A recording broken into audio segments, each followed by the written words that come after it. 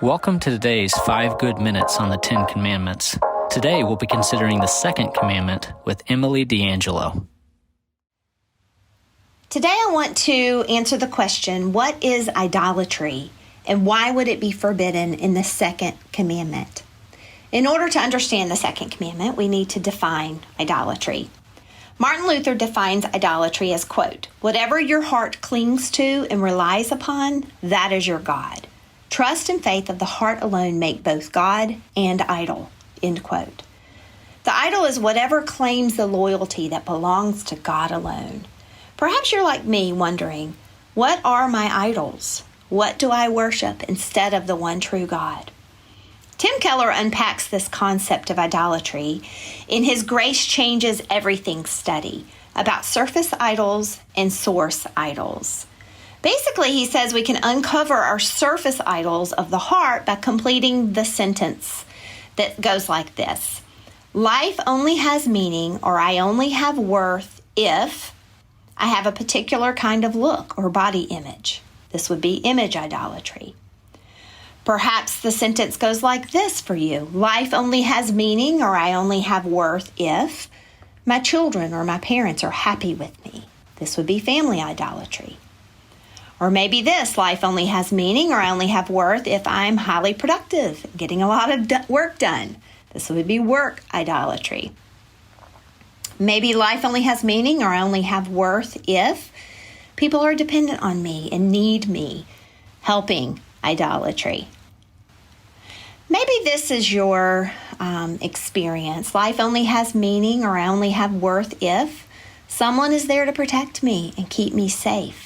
This would be dependence idolatry. These surface idols show up in our lives because of the deeper source idols. Dr. Keller says the most common and pronounced source idols of the human heart are power, approval, comfort, and control. And when we put these above worshiping God, we are guilty of idolatry. Power, approval, comfort, and control. Well, these are the tenets of society. They're portrayed positively on the big screens, and they are highlighted on our handheld screens. These idols are not in the shape of carved figurines or golden calves on a pole. Instead, this modern idolatry is a matter of the heart and the mind. And power, approval, comfort, and control leave us lacking. These idols don't satisfy. So how do we avoid worshiping the idols of our day?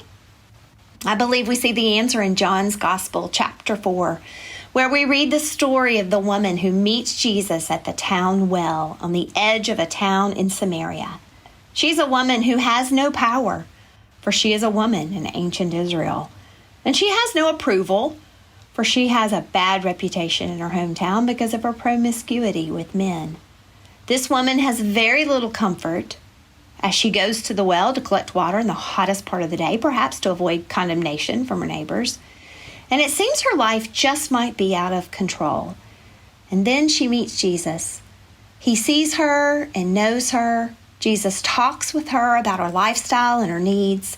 They talk about a time coming when true worshipers of God will worship him in spirit and in truth. Her eyes and her heart are open that day when this woman recognizes that she's talking with the Messiah. And she drops her water jar and runs back to town to tell everyone she knew about Jesus. Idolatry can be summed up as anything that we cling to and hold up as greater than God. Power, approval, comfort, control. These idols can take up much of our mind space and heart space, but they will not satisfy our souls, which were made to worship our one true God in spirit and in truth. How can we avoid idolatry and worship him daily? Read his word, get to know God and his scriptures, search for Jesus, and then tell everyone we know about him. For Jesus is the way, the truth, and the life, and no one comes to the Father but through him. Thanks for joining us. Be sure to check out all our content and podcasts on Orchard Hill Plus. You can find that and so much more on our website or the Orchard Hill app.